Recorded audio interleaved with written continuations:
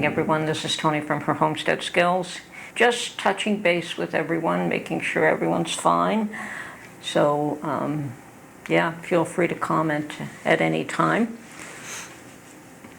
I do want and would recommend highly that people do keep an eye on what's going on in the world.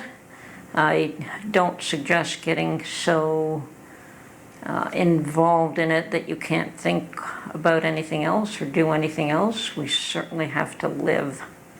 And what's going on around us does affect us and will probably affect our decision-making process, but it isn't our life. We don't have to make it our life. We don't have to worry minute by minute by minute what's going to happen, because it's going to happen regardless of what you feel and what you think and what you want and what you don't want. So the best thing to do is do the best you can. Look after you and yours. Try to live a good life. Try to enjoy your life as much as you can. And certainly prepare for the worst and hope for the best. I mean, that's always been the case. And for those that believe you have to look after your spiritual needs first, by all means, look after your spiritual needs. But we are also material beings, and our material needs need to be looked after as well. So those should never be neglected. And on that note, I have had a recent video where Mark put a pizza together, and I did not comment on how I made the pizza dough because it was the first time that I made one in-house. Normally we just buy one. You know, the bakeries close by make awesome pizza dough. So, but I have had requests to show how I do it, what recipe I use, and I'm going to do that. I have a recipe that I have used, and I'm going to modify it. I've done a bit of research, and it appears as though if you want a pizza flavor to be enhanced in your dough, it's good to refrigerate it for a day or two, probably no more than that. So if you're going to make a pizza dough, it's a good idea to make it a day or two ahead of time, put it in the refrigerator, and then plan to make it a day or two later. I have noticed that the pizza dough that we buy at the bakery is always in the refrigerator, and there's always like 4, 5, 6 bags of pizza dough, so they probably just make enough to put out every day. And they are in plastic bags so that the dough is allowed to expand somewhat. It's not restricted in any way, and it does have a little more flavor than the one that I made. So I'm going to do the same recipe. I don't think that there's any issue with the recipe, but I am going to refrigerate it for a day or two, and hopefully that will bring out the flavor that I'm accustomed to in a pizza dough. Anyway, here's the recipe. Okay, so today I'm going to pull out the recipe for the whole wheat pizza dough, and I'm going to modify it slightly, obviously. I do that every time. Okay, recipe calls for 1.5 cups of warm water. Now, I've warmed up the bottom of this bowl because metal is always colder. So I've got my, and I want to do it all in my mixer. So I've got my 1.5 cups of warm water, to which I'm going to add, now it says 1 teaspoon of white sugar, but I'm going to add 1 tablespoon. Partially because I'm down to the end of my yeast, and although it still seems to be activated and pretty good, I'm just going to feed it a little extra. So 1 tablespoon of active dry yeast, and then we let that stand until it gets foamy. So I've got the water, the sugar, and the yeast in that container.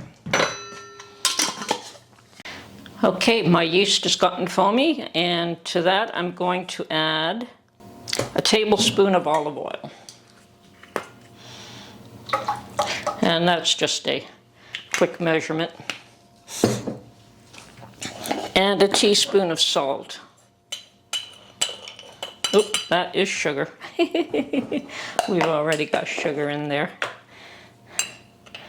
Okay, so we've got our salt, our sugar, and olive oil, and yeast and water. The balance of the ingredients are 2 cups of whole wheat flour and 1.5 cups of all-purpose flour. So, but before that, we're going to mix this up.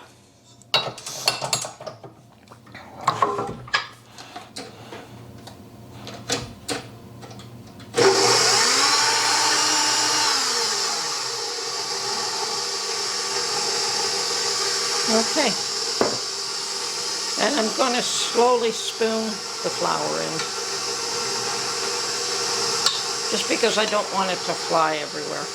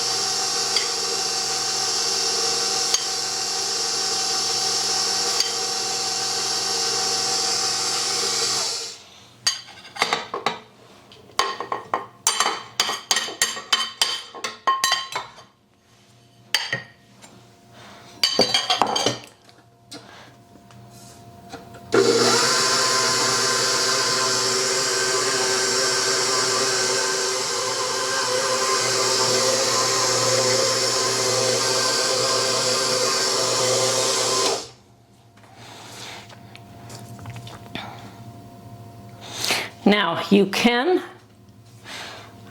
turn this out and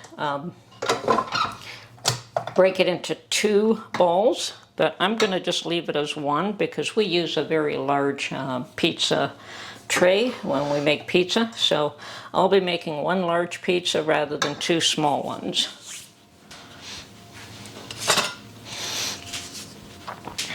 But if you want 2 small ones, you would divide this into 2 balls. And what we're going to do is just leave it in this pan for about 45 minutes to let it rise. Now this is definitely more moist than what you would have for your bread dough, which is what you're looking for. Okay.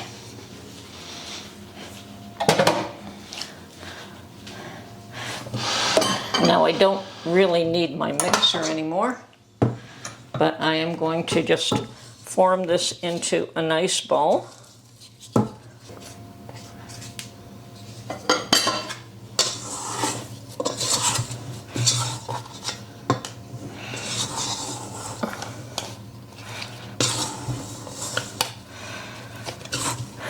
And I'm just going to cover this and leave it in a warm place to rise approximately 45 minutes until it doubles in size. So that's our pizza dough. It's looking good to me. Time to wash everything up again. Okay, my pizza dough has doubled in size, as you can see. So now I'm just going to, yeah, that's the way it should be acting. Okay, just gonna scrape it out of this bowl.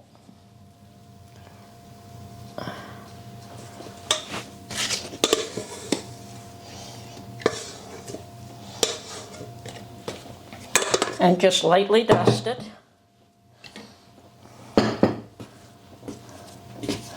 Just so that I can handle it.